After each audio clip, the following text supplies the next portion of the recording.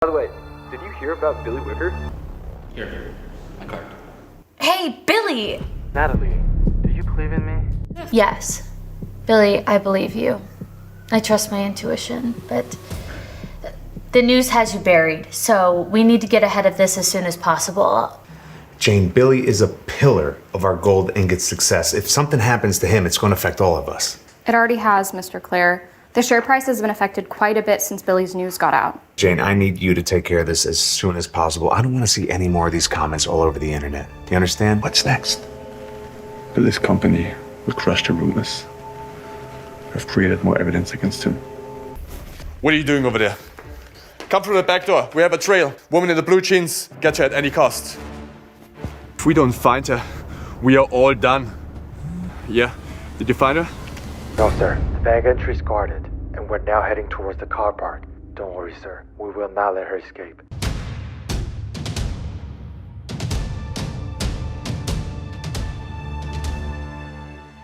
The footsteps behind her were getting closer and closer.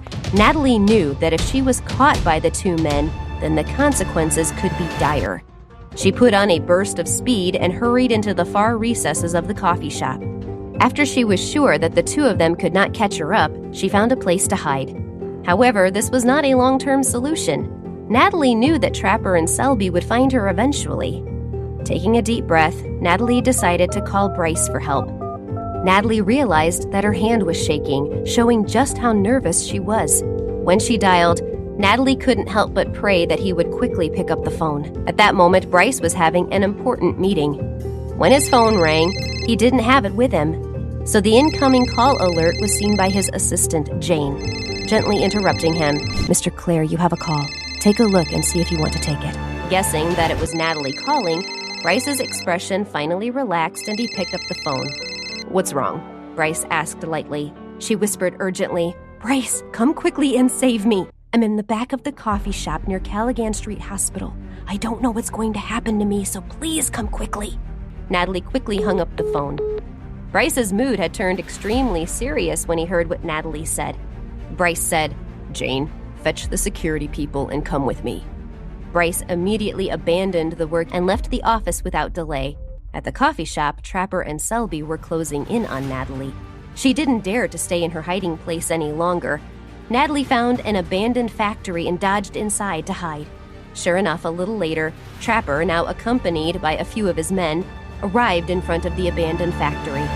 One of Trapper's crew said, "Boss, she must be inside here. There's nowhere else," Trapper said angrily. "Then what are you waiting for? If you find her, silence her, no matter who she is." He quickly ran into the abandoned factory and started searching alongside Trapper's men. Natalie, who was hiding behind an old machine, was too frightened to even breathe. Natalie knew that she couldn't just sit back and wait to die, so she took a deep breath and decided to take a gamble. She had been hiding at the back of the abandoned factory. She made it safely back out onto the street, and just then a black car screeched to a halt. When Natalie saw the car, she recognized it. Bryce threw open the door and said coldly, "Get in." Natalie didn't dare to delay any longer. She got in, and Bryce drove away. Natalie said to Bryce as he drove quickly away, "They almost caught me. It's only thanks to you that I got away." She smiled gratefully at Bryce. "So what happened exactly?"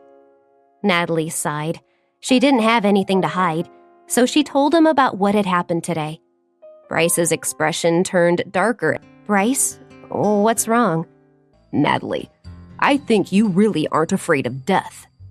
If I hadn't gotten there in time and they'd have caught you, you could have been in real trouble, real danger." Seeing that Bryce was really angry, "All right, I know, but I'm fine, right?" "Are you all right? Really? And are you still smiling? Natalie, you don't seem to care about your life that much. Don't you know you still have Liam to look after?"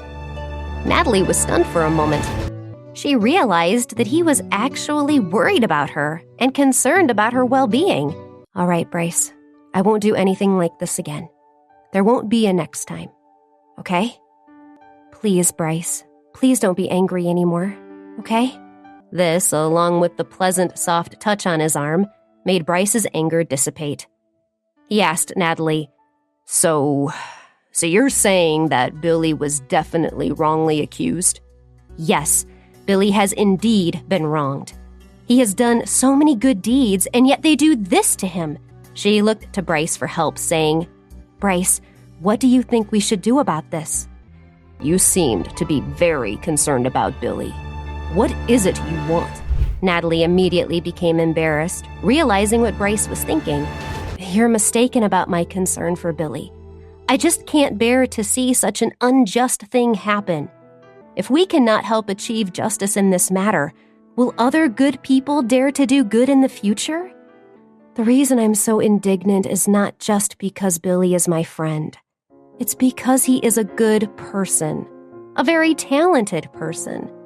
I don't want him to be ruined like this. Bryce's expression became more and more surprised, and he nodded slightly. After thinking for a moment, Bryce said, It's impossible for this matter to be resolved immediately. First, we have to find Billy. Natalie's face immediately lit up. So, you're willing to help me? Hey, I'm Natalie. If you're wondering what happens next, download the Pocket FM app now and listen to the exciting episodes of The Return.